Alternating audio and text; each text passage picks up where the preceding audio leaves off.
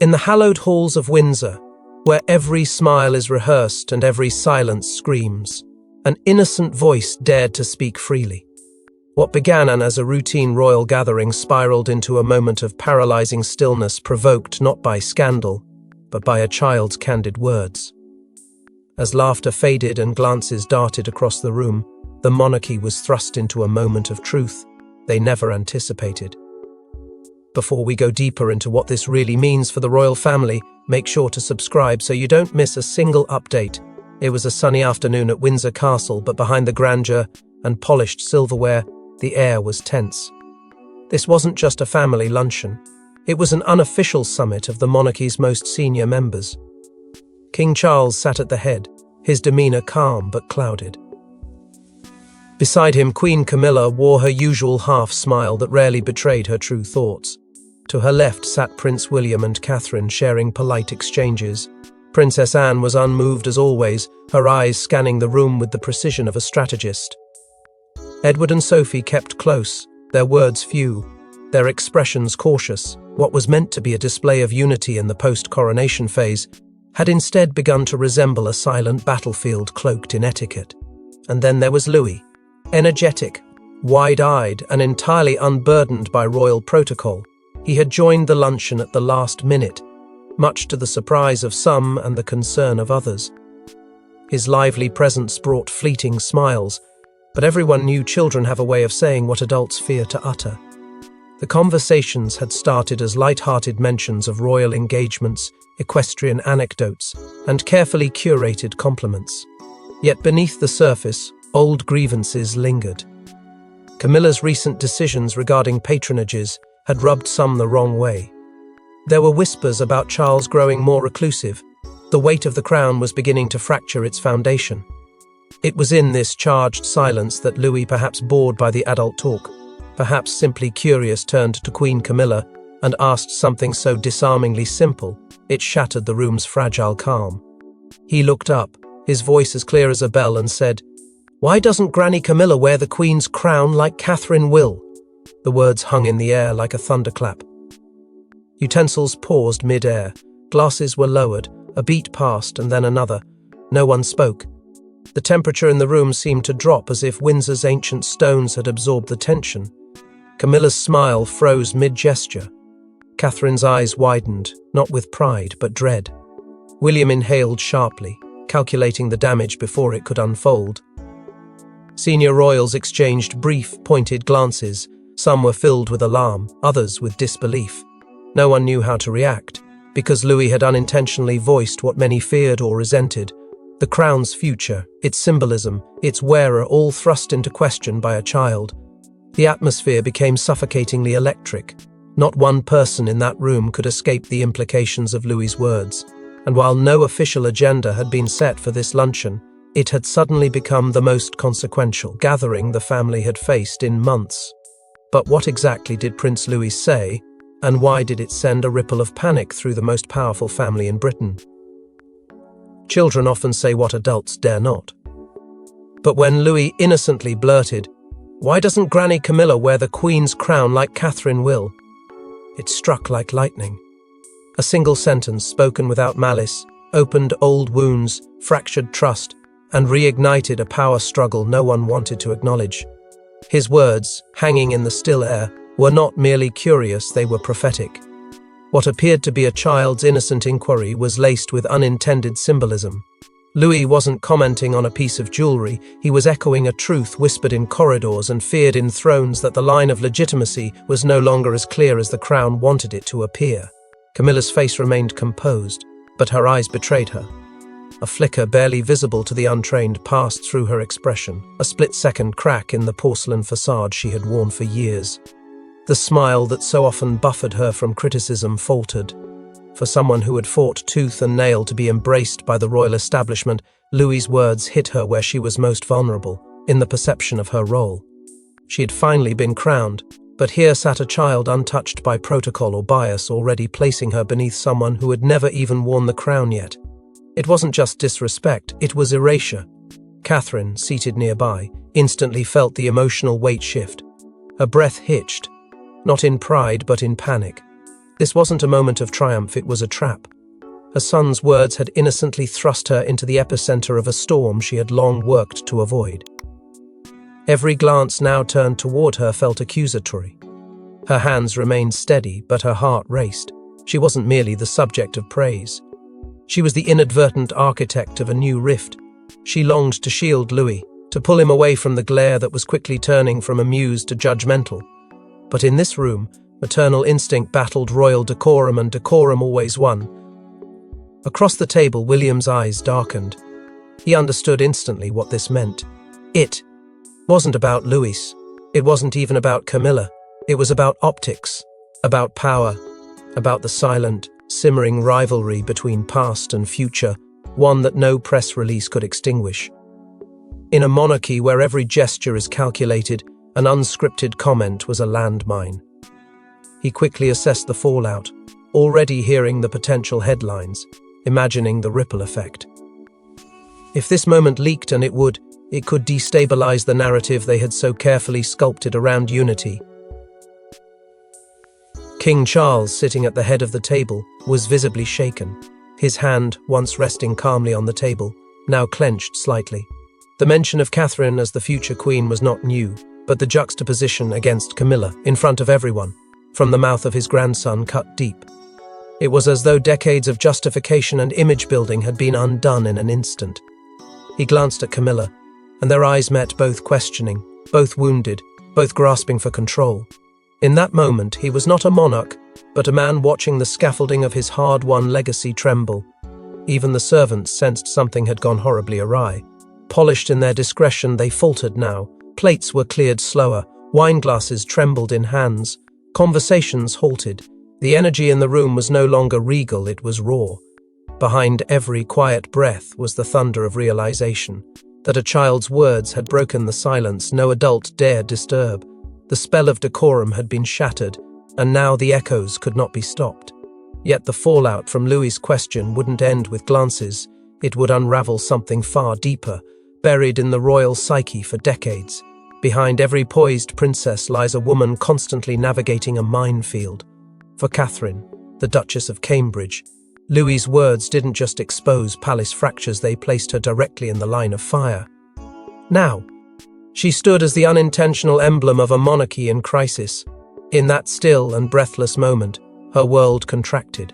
The echo of her son's innocent question hadn't even fully dissipated before she felt it, the crushing weight of centuries pressing down on her shoulders. A mother's instinct warred with royal duty, but in the royal family, instinct rarely wins. She could feel eyes upon her, not just in the room but beyond, imaginary headlines writing themselves, whispers already forming in the silence. Pride for her son flickered for a moment, but it was quickly eclipsed by dread, knowing that in the gilded cage of royalty, even a child's voice can be politicized. Catherine had long known the public, viewed her as the perfect future queen, graceful, poised, scandal-free. But beneath the surface, the court had always been more complicated. The crown's legacy had begun to wrap around her long before she wore it. Every move she made, every smile she gave, was weighed for how queenly it appeared. And now, thanks to Louis's question, the comparison was no longer subtle. It was direct, raw, impossible to ignore. In that instant, Catherine was no longer just a duchess. She was a mirror to Camilla's reign, and in the eyes of some, the preferable reflection. That realization brought no comfort, only tension.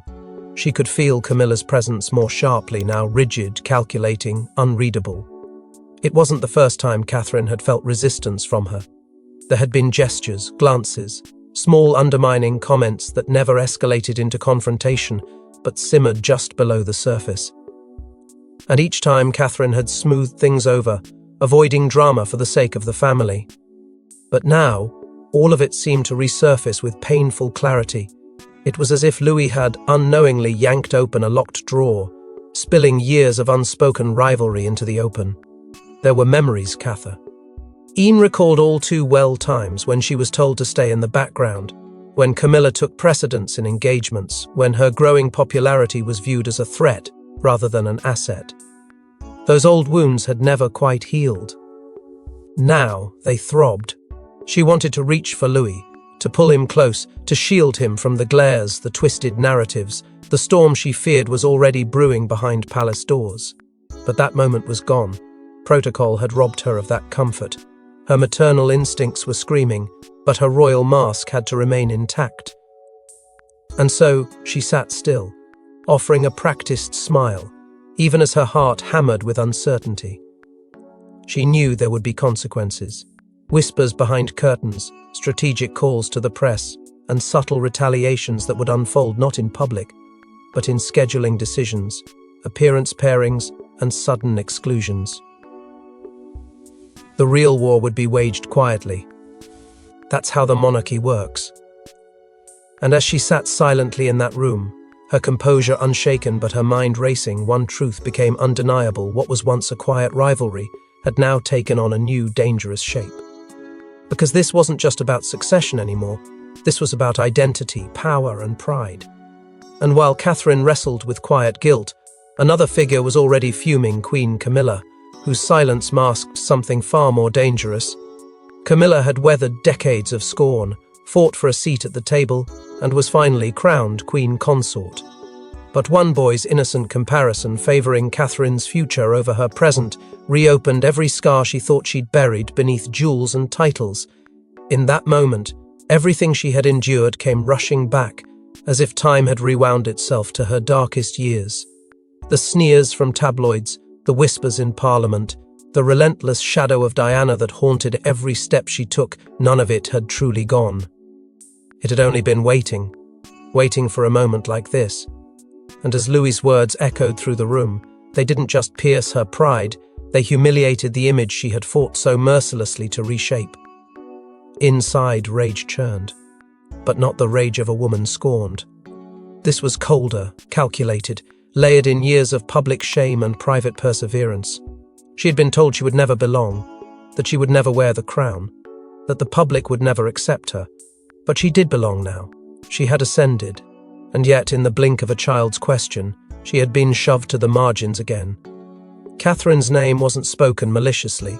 That's what made it worse. It was a reflex, natural, unchallenged. Even a child could see who truly wore the favor of the future. And that realization clawed at her with venomous precision. Camilla sat still, her smile frozen, her hands folded elegantly.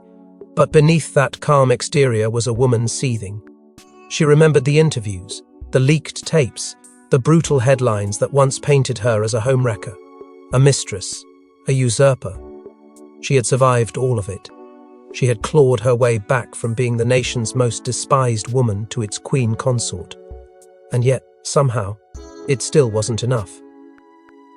Now, with every passing year, the attention drifted to the younger royals. Their perfect photographs, their curated appearances, their untouchable narratives. She had always suspected it, but now it was undeniable she was being slowly, silently edged out. She turned slightly toward Charles, and for a fleeting second, their eyes met. The message didn't need words. It was all there in the tension between them, in the shared understanding that something had shifted. Charles looked tired, conflicted, already weighed down by the consequences of that one question. Camilla, however, had no room for doubt. Her path forward was clear. She would not fade. She would not surrender her place to youth, beauty, or popularity. The monarchy was hers too, and she would make sure no one forgot it. Still, she said nothing. Her silence was not weakness, it was strategy. She would not give them the satisfaction of seeing her rattle. Let them wonder what she was thinking. Let them believe she was composed. Camilla knew better than anyone that silence could be more terrifying than fury, and this time she would wield that silence like a weapon. Because in the world of royalty, timing is everything, and her move, when it came, would be unforgettable. But while Camilla seethed in silence, King Charles was spiraling into a storm of reflection and dread. For Charles, Louis's comment wasn't just about Camilla or Catherine. It was about his past, his crown, his failures and the monarchy's fragility. As his grandson unknowingly pulled back the veil, Charles was left confronting a legacy riddled with ghosts and regret. The words had barely left Louis's lips before a bitter tide began rising within him. It wasn't the boy's innocence that disturbed him, it was how quickly it pierced through decades of carefully choreographed royal illusion. In an instant, Charles was no longer the king. He was once again the man who had failed to hold a family together, failed to protect a wife, failed to escape the long shadow of choices that defined a generation. Louis hadn't meant to wound, but Charles felt the sting all the same, as if every suppressed truth had suddenly been spoken aloud. Memories surged forward with brutal clarity. Diana's eyes, haunted, betrayed, reappeared in his mind. The relentless media firestorms, the telephone tapes that shattered their dignity, the tears behind palace walls, Camilla's suffering, his own silence when the world demanded answers. These weren't distant memories. They lived within him, buried under duty, wrapped in guilt. For years he had tried to redeem that past, to steer the monarchy towards something cleaner, gentler. Yet one question from a child threatened to unravel that effort. The image of Camilla being displaced in favor of Catherine wasn't just symbolic, it was a repetition of history. And for Charles, history was something he could never quite rewrite. Then came the gnawing awareness of his strained relationship with William. He loved his son, respected his resolve, even admired his sense of duty, but the closeness he'd longed for had always felt out of reach. William, molded by pain, had grown to lead with steel in his spine and frost in his eyes.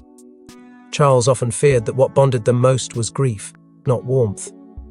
And now, seeing Catherine pulled forward by the future, while Camilla was quietly edged into the past, Charles felt the weight of his own obsolescence. The crown he had waited a lifetime to wear was already being symbolically handed to the next generation, and it wasn't even his choice. It was happening through whispers, perception, and innocent remarks. The kind of power shift no coronation could delay. There was a time when he believed the monarchy could be controlled. But by shaping the narrative, he could shape history. But now, as king, he realized he had never truly been in control. He was a steward of an institution that responded not just to headlines, but to the collective imagination of the people. And that imagination was already picturing Catherine in the Queen's place, not Camilla. That simple truth struck like ice through his chest. His reign, however well-intentioned, was vulnerable, fragile, and constantly measured against legends and expectations. And so, he sat at that long table in Windsor, wearing his title but drowning in memory. He looked at Louis not with anger, but with sorrow. Because that boy had, without meaning to, laid bare the monarch. Why's greatest fear? That time will not wait, and truth has a voice, no matter how small. Charles yearned for unity, for harmony among the people he loved and ruled, but that yearning had no place in the shifting tectonics of royal succession. The institution he swore to preserve was already slipping into new hands, shaped by modern charisma and generational symbolism. And while Charles drifted into memory, Anne, the ever-loyal enforcer, was preparing to seize control of the narrative. If silence was power, Anne had long mastered the art, but this time she would not stay quiet. As tension brewed around the table, the Princess Royal moved swiftly, not with words but with presence, and her intent was clear: protect the crown at all costs. She had seen too much, endured too long, to let a single moment, no matter how accidental, fracture the institution she had fought so tirelessly to uphold. While others were frozen in shock or lost in memory, Anne was already calculating. In her world, there was no space for indulgence, no time for emotional missteps. The monarchy had survived scandal, rebellion, and even abdication. But what it could not afford was instability from within, and to her the innocence of Louis's comment posed a deeper danger. It had revealed a fissure not just in family dynamics, but in public perception. Anne had always been the monarchy's quiet backbone, the no-nonsense royal who never played for sympathy, never courted the press, and never allowed herself to become entangled in emotional theatrics. But her loyalty wasn't to any one person, it was to the crown itself. That day, as eyes darted, lips tightened, and energies shifted, Anne understood the stakes better than anyone. The mood around the table had turned toxic. She recognized the look in Camilla's eyes, the wounded pride. She sensed Charles's inward retreat into memory. She felt Catherine's poised panic. But most of all, she noticed the crack forming between the older and younger royals, one that, if left unchecked, could widen into a chasm that devoured them all. And so Anne acted. With a brief clearing of her throat and a knowing glance toward a nearby aide, she redirected the conversation, deftly shifting it to a meaningless anecdote about the stables. Her voice remained even, her tone light, but it was a surgical move, cutting through the tension with royal precision. Those who knew her understood what it meant. This was not casual chatter. This was a calculated maneuver to regain control. Her story had no purpose other than to reset the mood, to reassert order, to remind everyone that they were still, first and foremost, a monarchy. But Anne didn't stop there. She leaned into her decades of experience and began issuing subtle coded signals to staff. A glance toward the media team suggested that briefing protocols be tightened. A curt nod indicated that leaks would not be tolerated. She knew that what had just occurred, if mishandled, would explode beyond the palace walls. She also knew that the press would feast on the tension, twist it into something even more dangerous. Damage control began in that moment, not through statements, but through discipline. Yet beneath her outward control, a deeper concern gnawed at her. The younger generation, full of compassion, charisma, and modern appeal, were powerful, yes, but volatile. They hadn't yet learned the cost of unchecked truth, and as much as she respected Catherine and admired William, she feared their growing influence might unintentionally destabilize everything.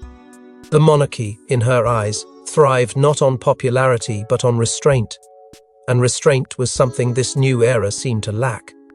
Still, Anne remained composed, unwavering, determined to extinguish the spark before it could become fire. But even Anne's iron resolve couldn't undo the whisper campaign already unfolding behind palace walls.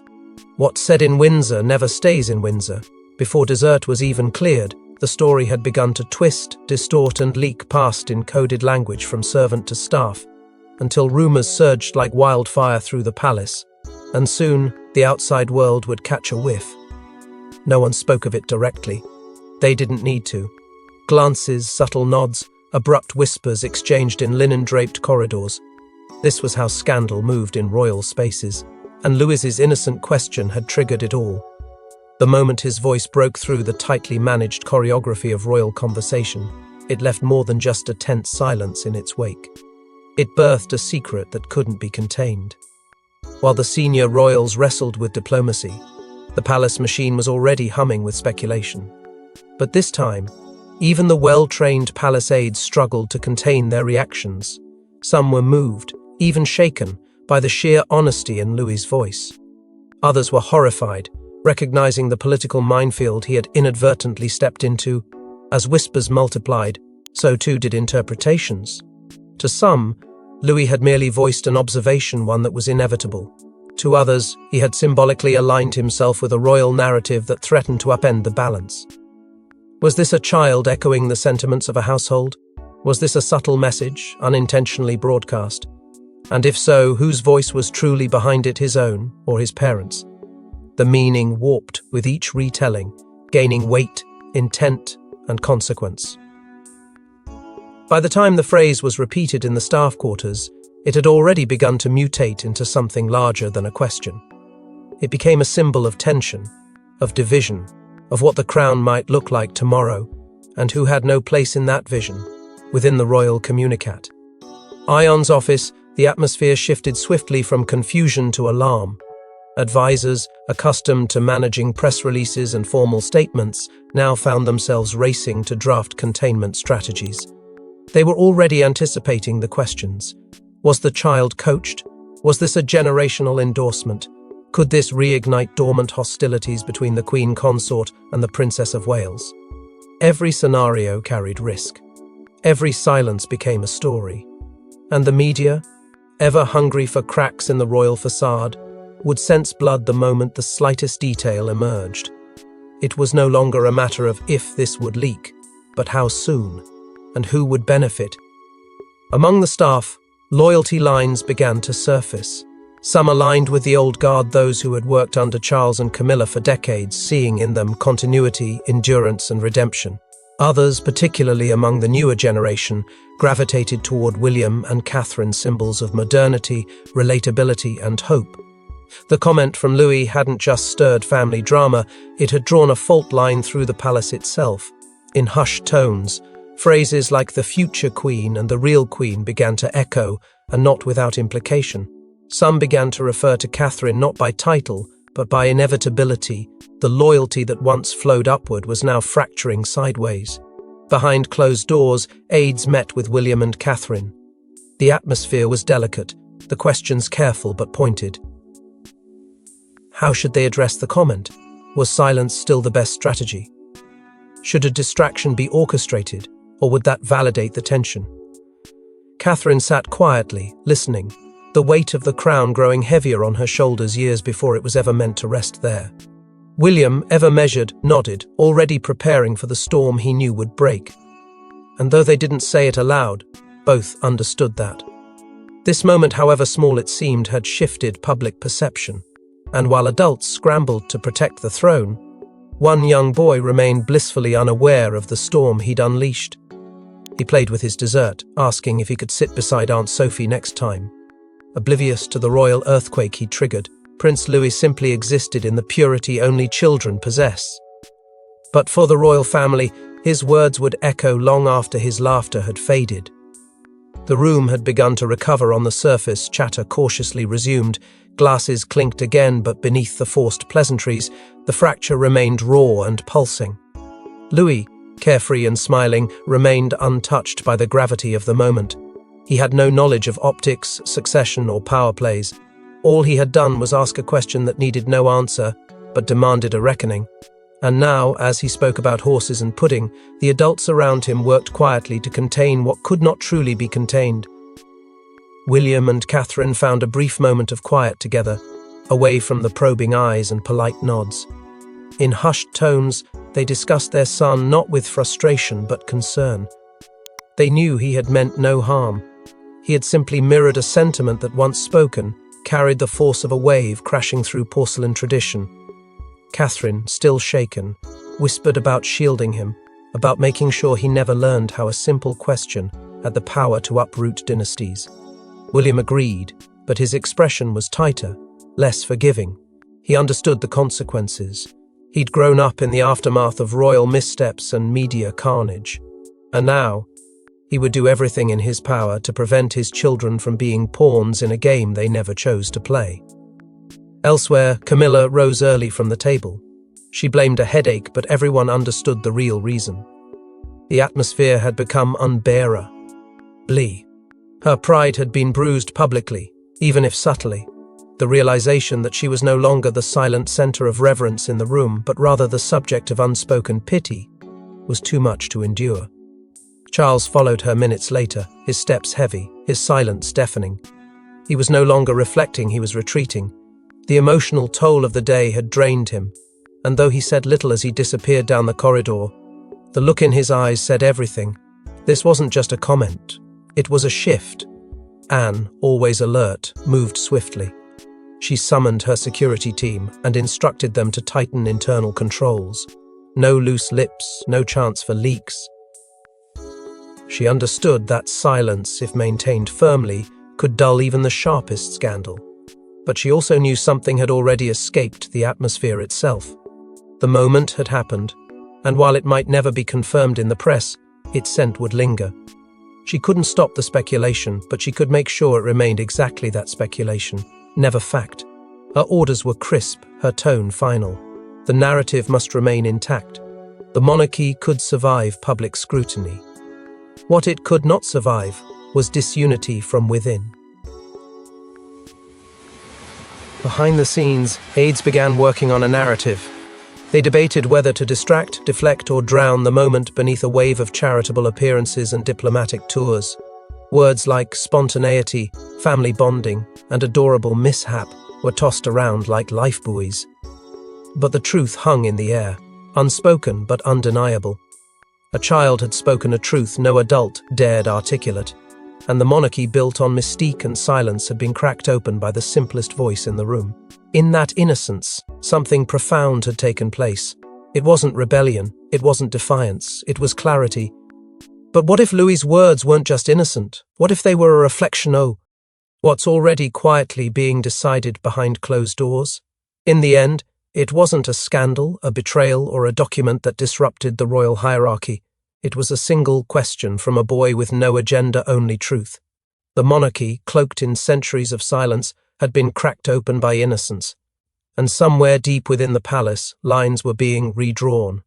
The aftermath wasn't explosive. It was subtle, controlled, a slow recalibration hidden behind finely worded press statements and rehearsed appearances. Public briefings began to emphasize unity, family values, and forward momentum, but those carefully chosen words were only part of the strategy. Beneath the polished exterior, key figures were moving behind closed doors, each trying to define what came next, before someone else decided it for them. Inside the palace, quiet meetings were held. Not all included Charles. Some weren't even sanctioned by him. These discussions revolved around the future not of the crown, but of Camilla. Advisors debated her role, her visibility, and whether continued public focus on her reign might do more harm than good. Suggestions were floated to reframe her image, to shift her engagements to more private duties, or to elevate her status as a mentor to the younger generation. Each proposal was a veiled acknowledgement of the shift already underway. No one dared say it aloud, but the consensus was forming. Catherine's time wasn't approaching, it was here. And the public? They didn't wait for palace signals. The people had already made up their minds. Social media buzzed with clips of Catherine comforting children, standing beside William with unwavering grace, and being heralded as the people's queen. A title once reserved for Diana, now inherited through reverence rather than decree. Louis's question had only confirmed what many already felt. This generation of royals, spearheaded by William and Catherine, embodied the balance between tradition and relatability. And that authenticity, however unintentional, was what the monarchy needed to survive. The narrative was slipping from the crown's control and taking shape in the court of public opinion. Charles watched it unfold in silence. He stood at a crossroads only he could see clearly. Embrace the changing tide or resist it. One path led to legacy, to becoming the monarch who gracefully handed the baton and secured the dynasty's relevance. The other path led to isolation, a king fighting shadows, resisting the very future he was supposed to guide. He knew this wasn't about one question or one moment. It was about the message behind it, a message whispered by the next generation, spoken through the mouth of a child, now echoing through every hallway of Buckingham Palace. Camilla, however, was not one to retreat. Her world had narrowed in the days that followed. Fewer calls, more whispers. Her appearances, once front and centre, began to feel tokenistic. But with every exclusion, her resolve hardened. She was not finished, not yet. If the palace wanted to reduce her presence, she would remind them of her endurance. She had weathered fire before. And if this was the beginning of a new war, one waged in smiles and optics, she would not go down without a strategy of her own. She had survived worse, and she had no intention of being quietly erased. And then there was Louis, unaware, unburdened, completely untouched by the legacy his words had rattled. He ran through the gardens, asked questions about the sky, and slept soundly. But within his innocence, he had sparked a reckoning. His words had not merely disrupted a converse. They had forced the monarchy to look in the mirror and see its future reflected in the eyes of a child, not with judgment, but with clarity. And that, more than any scandal or uprising, is what threatened the old order most of all. Because sometimes it takes a child to say what everyone else is too afraid to admit. And when that happens inside Buckingham Palace, the echoes are felt around the world. Thanks for watching. Please don't forget to like and subscribe, and we will see you in next one.